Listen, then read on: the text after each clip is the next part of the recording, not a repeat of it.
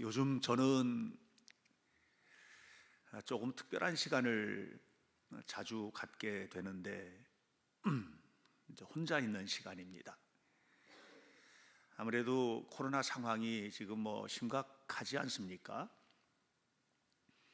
델타 변이가 나오더니 오미크론으로 이렇게 변이가 속도가 굉장히 빨라지고, 그러더니 이제 지금은 델타와 오미크론이 교묘하게 합성된 변종 바이러스가 출현했다고 합니다. 이게 델타크론이라는 이름을 붙였던데요. 우리가 기대하는 것처럼 우리의 일상의 삶의 봄날은 좀 더디게 올 것 같습니다. 우리 기대하는 것은 빨리 왔으면 좋겠는데 그렇게 오지는 않을 것 같아요. 그래서 저는 요즘에 이 목회 현장을 다시 좀 돌아봐야 되겠다. 어떻게 섬세하게 성도들을 돌보고 영적으로 이끌어 갈까, 이런 부분에 대한 고민이 참 많습니다. 아무쪼록 좀 새로운 패러다임의 목회와 또 우리 현대교회가 갈 방향들, 또 성도들의 신앙의 삶의 자리들, 이런 부분들을 좀 디자인해야 되지 않을까 하는 그런 마음을 가지고 있고요. 요즘 제가 이제 저녁 시간도 그렇고 또 이렇게 제 목양실에서도 그렇고 혼자 성경을 읽거나 묵상을 하거나 또 책을 보거나 이렇게 하면서 보내는 시간들이 전보다 훨씬 많아지다 보니까 나에 대해서 생각을 하게 되는데, 갑자기 문득 그런 생각이 들더라고요. 내가 나를 참 귀하게 여기지 않고 살았구나 하는 그런 생각을 했어요. 바쁘게는 살고 열심히는 살았는데 내가 하는 모든 일들, 하나님께서 내게 주신 일들, 이런 일들을 소중하게 여기고 하나님이 나를 소중하게 여기는 것만큼 내가 나를 소중하게 여기는 일은 실패한 부분이 좀 있다, 이런 생각이 들더라고요. 사실 여러분, 저와 여러분들은 다 누굽니까? 창세기 1장 27절을 보면 이런 얘기가 나오잖아요. 하나님의 형상대로 인간을 지었다. 우리는 그런 사람들이죠. 2장 7절에는 그 형상에 대해서 구체적으로 해석을 하면서 이렇게 말합니다. 흙으로 사람을 만들고 그 코에 생기, 이 생기가 루아흐인데, 이 루아하라는 말은 성령을 말하고 하나님의 영을 상징하는 말이에요. 그래서 하나님의 형상이라는 것은 내 안에 있는 하나님의 생기, 성령의 자리이거든요. 우리가 굉장히 소중한데, 심지어는 시편 8편 5절에는 우리를 하나님처럼 존귀한 존재, 그래서 영화와 존귀의 관을 씌워준 존재, 이런 얘기를 합니다. 근데 나는 하나님의 영화와 존귀의 관을 쓴 사람으로 살지 못한 것 같은 거예요. 하버드 대학교에 가면은 에머슨 메모리얼 홀이 있습니다. 에머슨 기념관. 이 에머슨이 미국 초창기에 사상적으로, 철학적으로, 신앙적으로 굉장히 역할을 많이 했던 사람인데, 그분이 이런 얘기를 해요. Man is his own star. 사람은 저마다 별이다. 하나님께서 우리를 별과 같이 하셨다. 그래서 에머슨 홀에 보면 하나님이 우리를 얼마나 존귀하게 여기는지에 대한 시편 말씀을 딱 새겨놔요.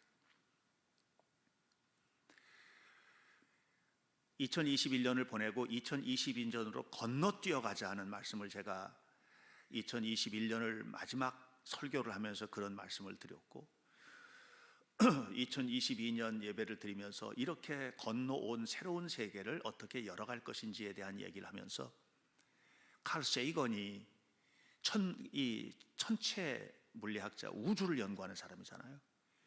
이 칼 세이건이 했던 얘기를 여러분에게 소개했던 적이 있어요. You are made of star stuff. 우리는 물질로 만들어진 존재가 아니라는 거죠. 이게 다 물질이거든요, 이거. 그래서 우리 몸에 있는 것들을 전부 다 물질로다가 해가지고 보니까 뭐 한 2만 원 정도 된대요. 우리 몸을 분석을 해서 그걸 원소로 이렇게 하면 2만 원 가치도 안 나온대. 근데 너희들은 그런 물질로 만들어진 존재가 아니고 별과 같은 존재다, 이런 얘기를. 근데 내가 나를 그렇게 못 여기고 산 거예요. 왜 그랬지? 생각해 보니까 대답이 딱 나왔어요.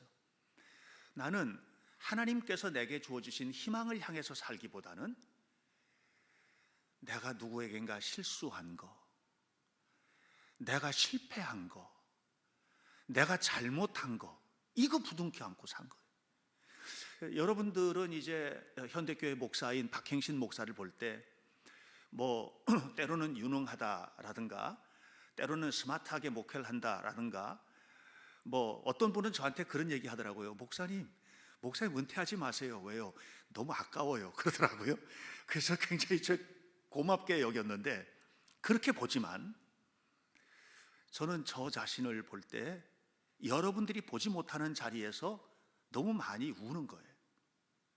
왜냐하면 내가 하나님께서 보실 때에 영화와 존귀로 관을 씌우신 존재인 거는 모르겠는데 내가 나를 볼 때는 너무 이게 아닌 거예요. 그래서 이제 그런 모습을 보면서 나는 어떻게 살아야 될까? 그래서 결심을 했어요. 내 남은 생애에는 이렇게 살아야 되겠다. 어떻게 해서든지 하나님 앞에 내가 살아야 되겠다. 그러기 위해서는 실수를 줄이자. 말의 실수도 줄이고 행동에 대한 실수도 줄이고, 우리 가족들에게 내가 아버지로서 자식에게도 실수를 줄이고 아내에게도 실수를 줄이고, 교인들을 대할 때도 가급적이면 실수하지 않도록, 내가 부지불식간에라도 죄를 짓는 일을 하지 않도록 그렇게 하자. 그리고 내게 주신 사역을 하루하루 감사하는 마음으로 최선을 다해야 되겠다, 이런 생각을 제가 했어요. 막 그래도 실수할 거예요, 여러분 용서하세요. 그래도 제가 말도 실수할 거고요, 아마 그래도 행동도 실수할 거고요, 여러분들에게 실망을 주기도 할 거예요. 안 하려고 그러는데 그거는 뭐 모르겠어요.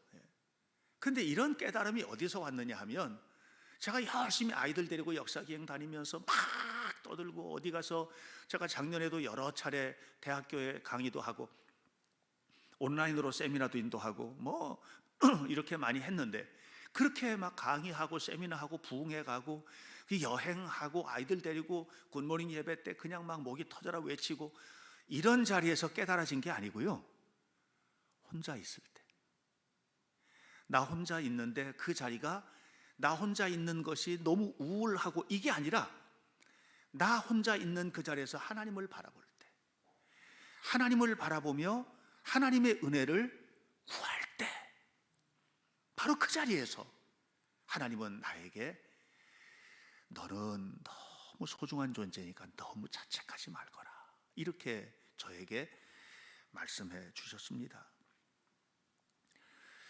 제가 오늘 사순절을 보내면서 여러분들과 함께 이야기 나누고 싶은 부분이 바로 이겁니다.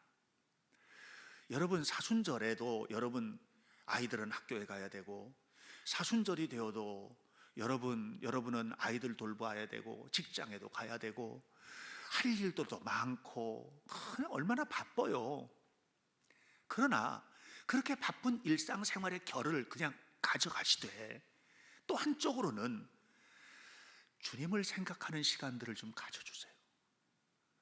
좀 고요히 새벽 시간을, 또는 잠들기 전에라도 하루를 생각하고, 하나님 앞에 나는 누구인지, 나는 어떻게 살아야 되는지, 이 부분을 고요히 생각하는 이런 시간이 없이는 여러분 절대로 성장하지가 않아요. 오늘 본문은 그 부분을 우리에게 마가가 쓴 복음서를 통해서, 마가가 예수님의 입을 빌어서 우리에게 해주고 있는 겁니다. 오늘 성경 본문은 세례 요한이 죽은 후의 이야기입니다. 세례 요한이 정말 하나님의 말씀을 열심히 전했죠.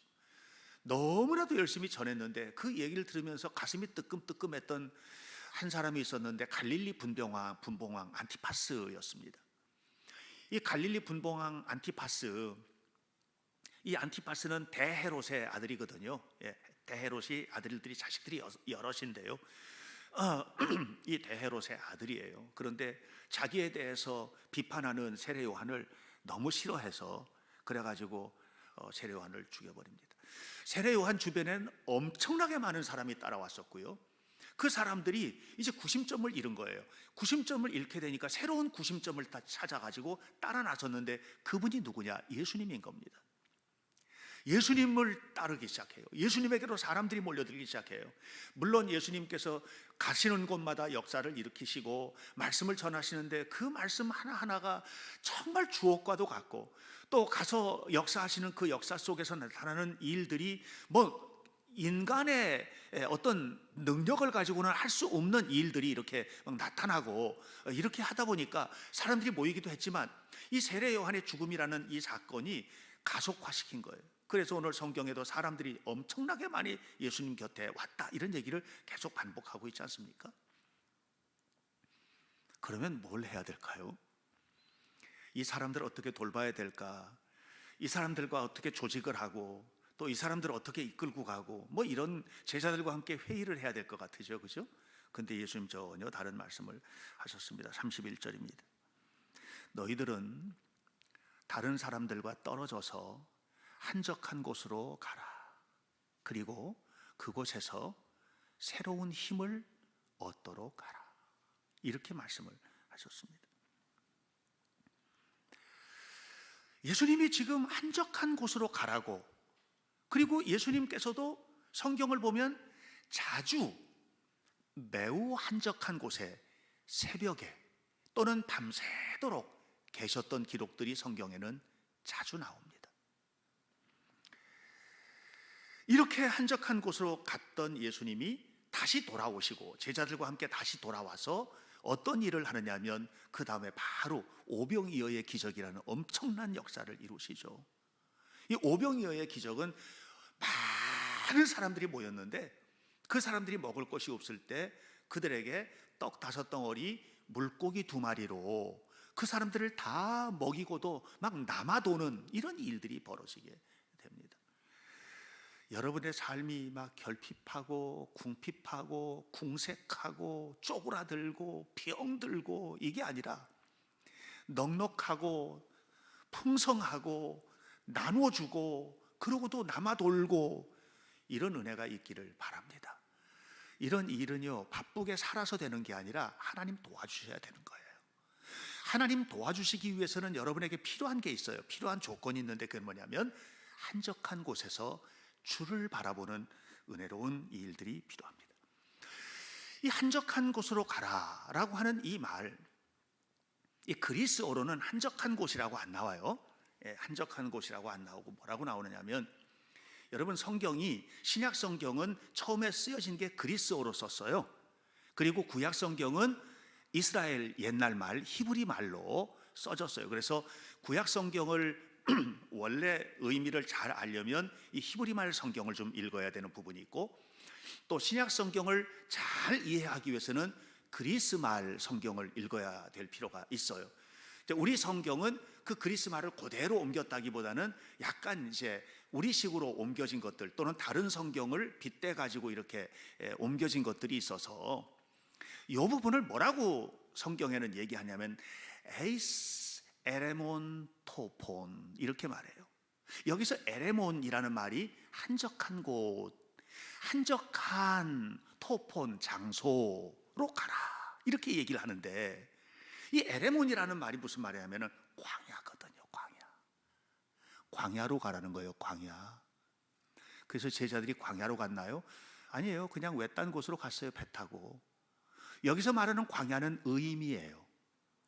저는 여기 있어도 광야를 경험하는 거예요. 한적한 곳에서. 광야는 어떤 곳이에요? 하나님 이외에는 나 혼자밖에 없는 곳이에요. 아무도 없는 곳이에요. 그리고 그곳에서 하나님을 만나는 장소예요. 하나님을 만나서 하나님의 음성을 듣고 하나님 앞에 나를 자신을 드리고 헌신하고 바치고, 그래서 그 하나님께서 이끌어 주시는 대로 살아가기를 결심하는 바로 그 장소, 그것이 에이스 에레몬 토폰, 한적한 장소. 플라톤은 티마이오스라는 책을, 이제 그 책에서 우주의 생성 과정에 관한 얘기를 해요. 근데 그 책을 보면 의미 있는 부분들이 좀 있어요. 우리 기독교인들이 볼 때, 또 기독교인이 아니라도 우리가 그 책에서 의미 있는 부분이 많은데, 그 중에 하나가 이런 게 있어요.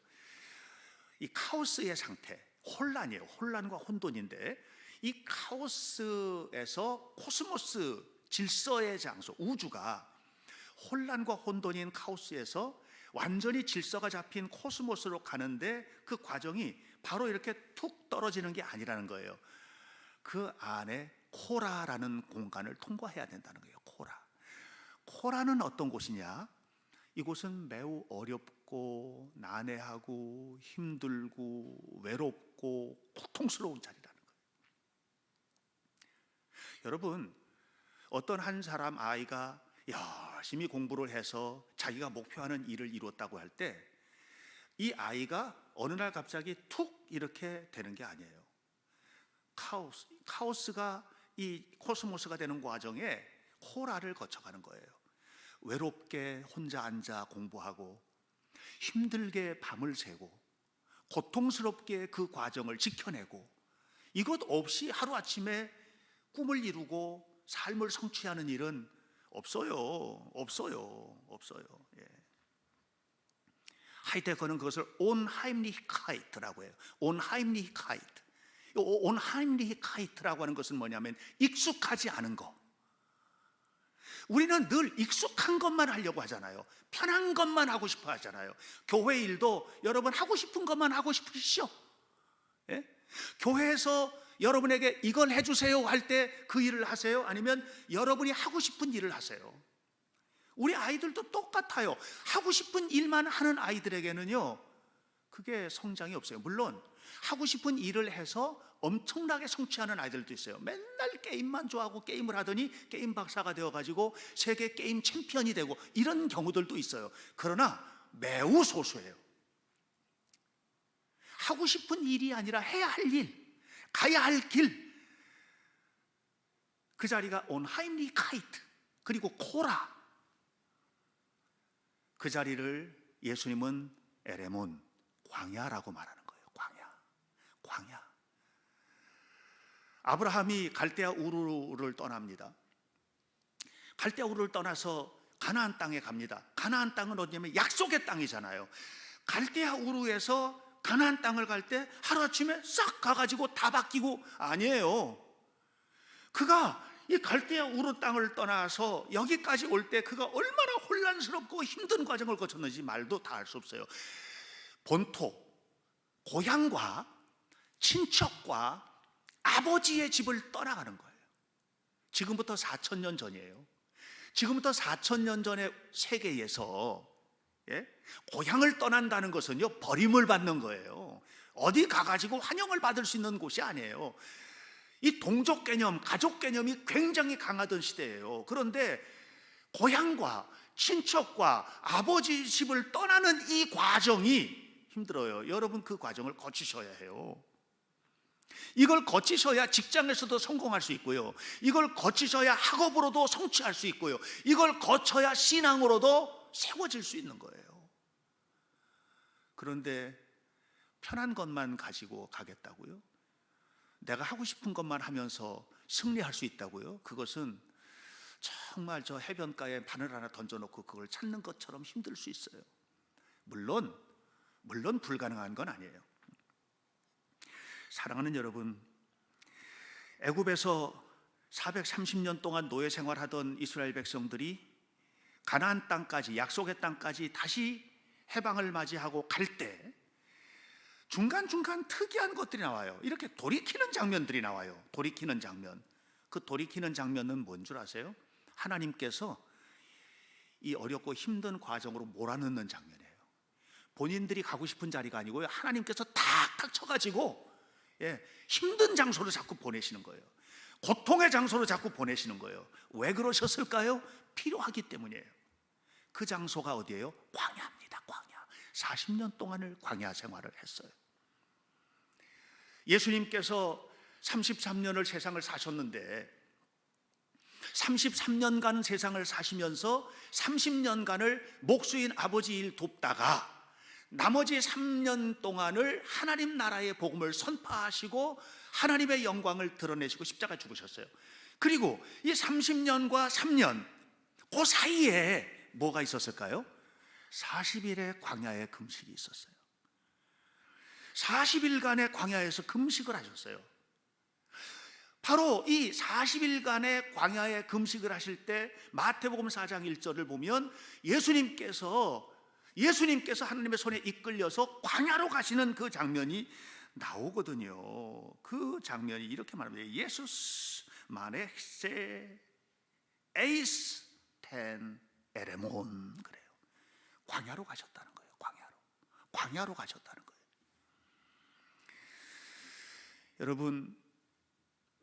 여러분에게 광야가 필요합니다.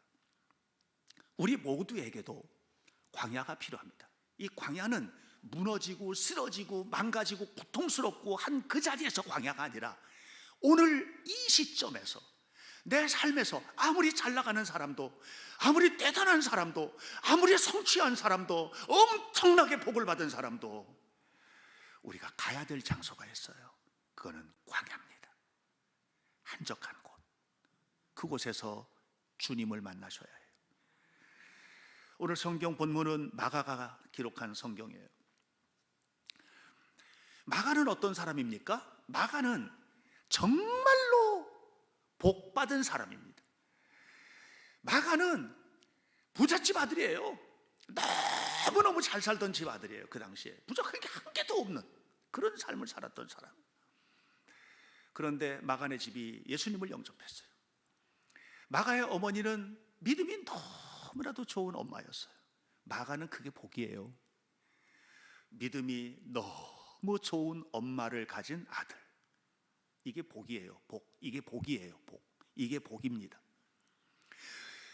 아들의 믿음이 너무 좋은 것도 복이지만 우리 엄마는 나를 위해서 밤을 낮처럼 기도했어. 이게 복이에요. 복. 저희 현대교회 성도들이 그런 엄마들이 좀 많았으면 좋겠어요. 물론 아버지들도 마찬가지고요. 아버지들도 마찬가지고.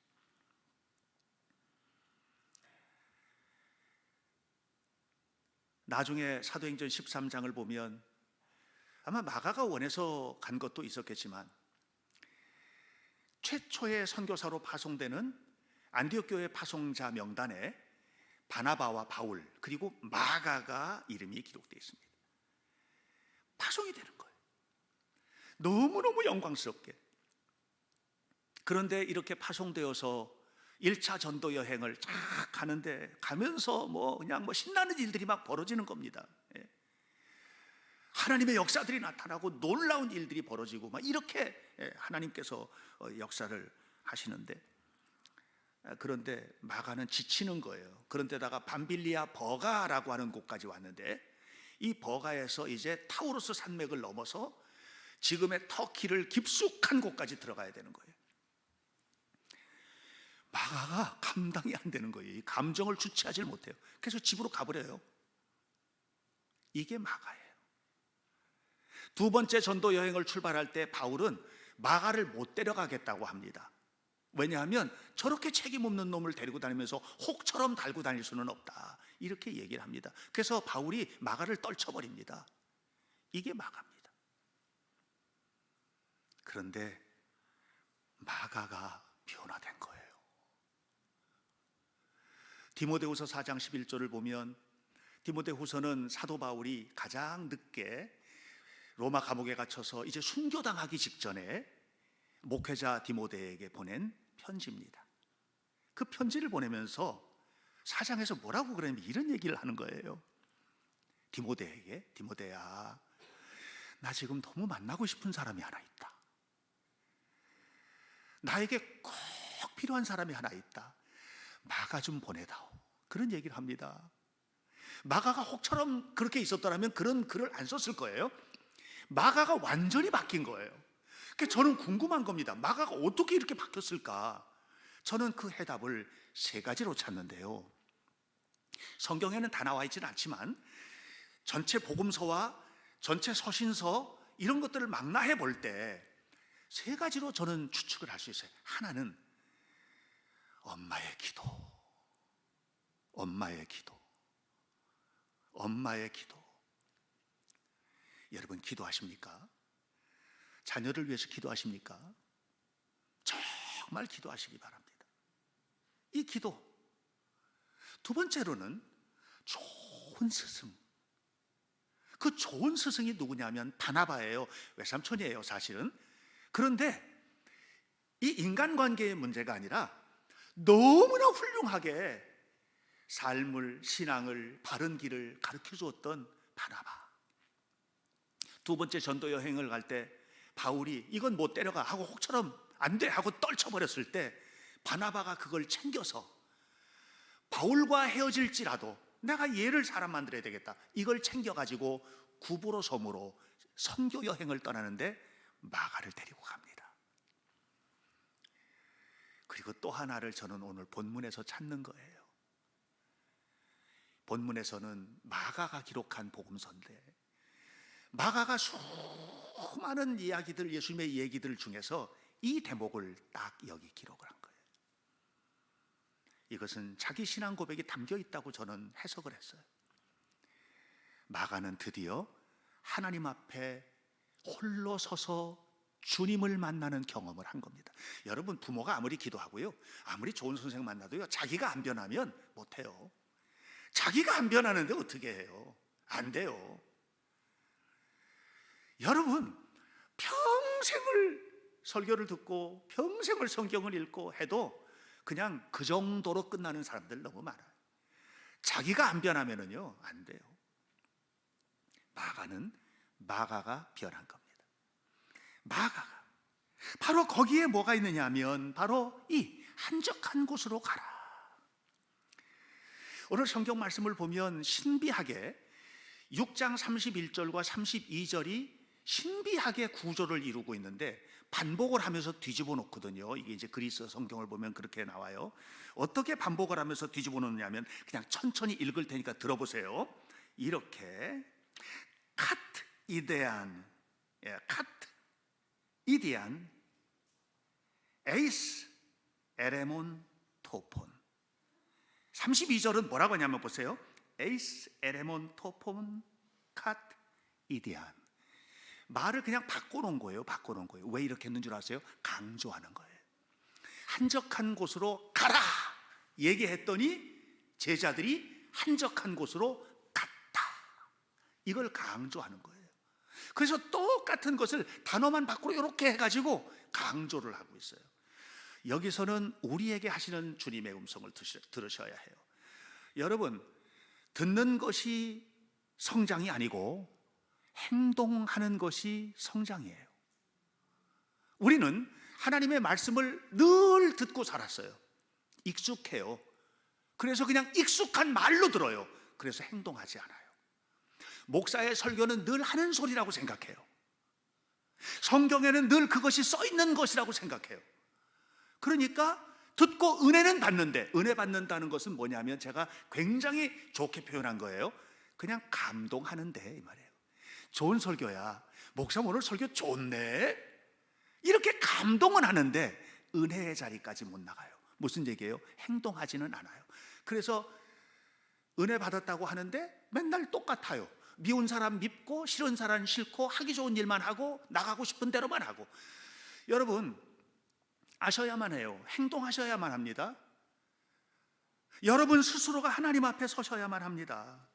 이 사순절은 어떤 시기입니까? 이 사순절은 주님의 십자가를 묵상하는 기간이에요. 그러나 중요한 게 있어요. 주님의 십자가를 묵상하는 것처럼 정말 소중하게 우리가 해야 될 일이 있는데, 그건 뭐냐면 나는 하나님 앞에 똑바로 서 있는지를 돌아봐야 돼요. 이거는 한적하게 그리고 깊이 자신을 돌아보지 않으면 절대로 발견할 수 없어요. 교만한 사람은 절대로 눈이 열리지 않아요. 그냥 익숙한 대로 살아가는 거, 이게 너무 좋아, 이런 사람에게 절대로 그 길은 보이지 않아요. 그 사람은 여전히 혼란스러운 자리에 있는데도 코스모스에 와 있는 줄로 착각해요. 아니에요. 여러분, 교회 안에서도 여러분이 하고 싶은 일들을 하시잖아요. 이 교회가 필요한 일을 하시지는 않죠.